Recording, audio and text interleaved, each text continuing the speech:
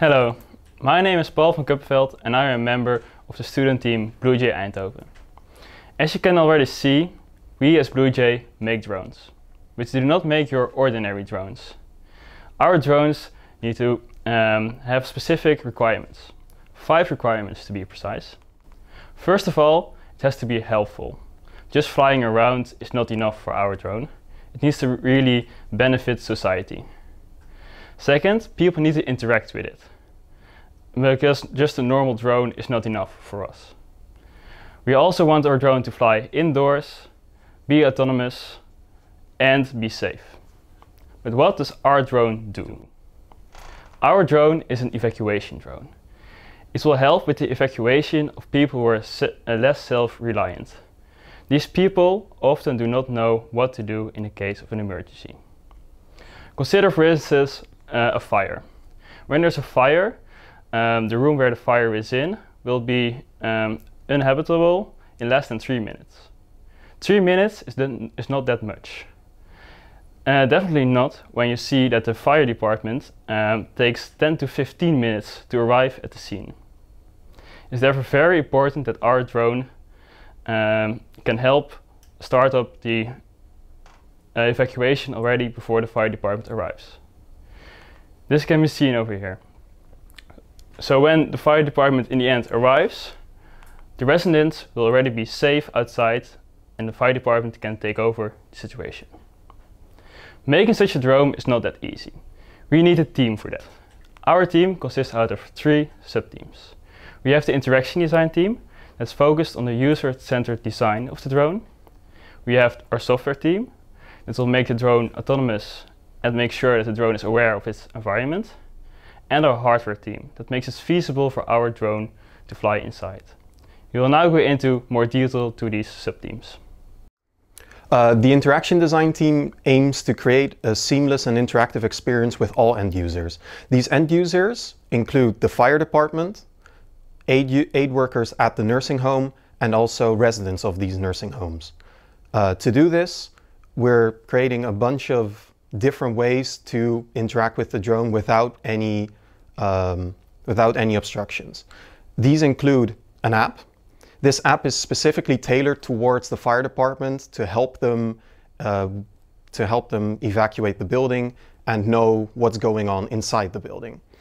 This includes commands, but also a floor plan of the current building they're hoping to evacuate, and they can also see the status of the drone. But like I said before, this is not the fire department isn't the only end user. Other end users that have to interact with the drone can do so through emotion. Our drone has an LED screen and LED strips around the sides to create emotions. These emotions include sad, happy, and any other emotion you can think of. But to make this a real seamless experience, we're creating an emotion detection algorithm so that the drone acts accordingly to what other people are feeling. So if the drone sees that you're sad, then the drone acts sad, and it can really respond in real time. This is to build trust with the end user so that once panic hits, people will actually follow the drone and evacuate properly. But this is not the only way we interact with the drone. One other way are hand gestures. This is a way to command the drone or communicate with the drone.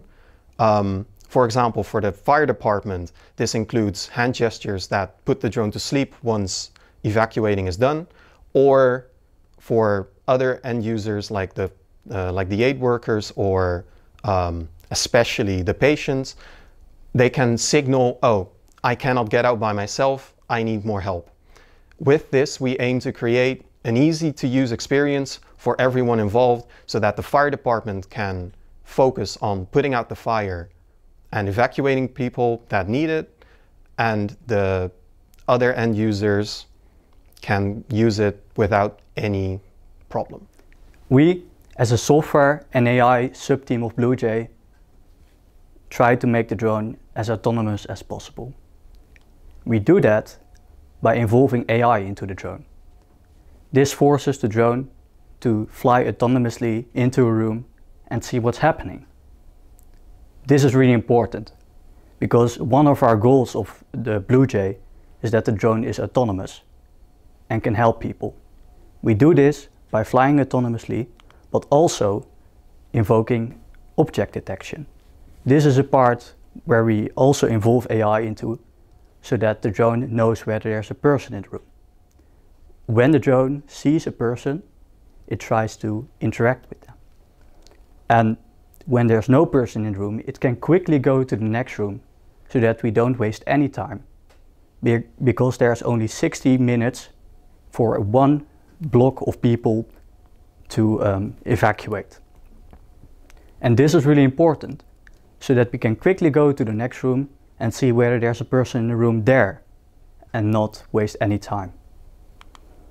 We also want to make a map of the room, and not only of the room, but of the current environment of the drone, so that we in real time can make any decisions as quickly as possible. For now, there's a static map, so we program everything statically into a room.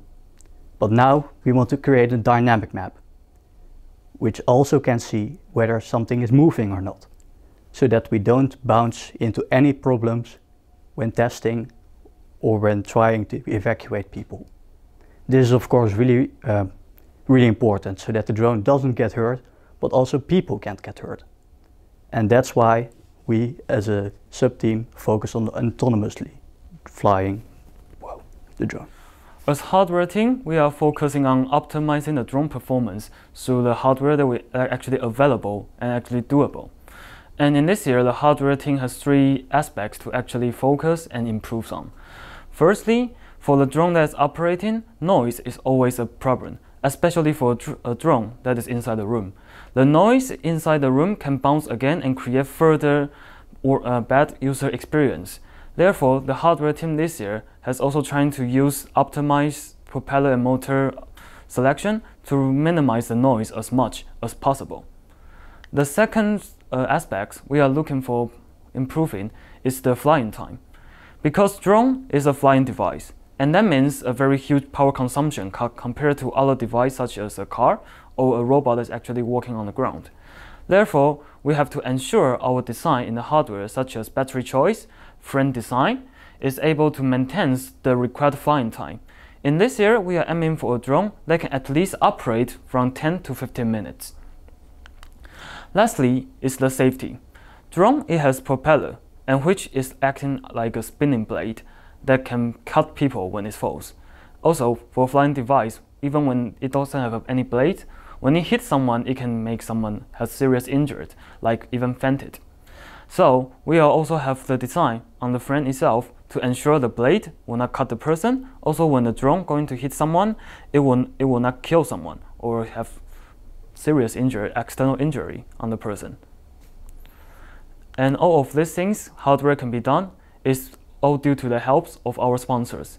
And thanks for their help, BlueJay can go further and further.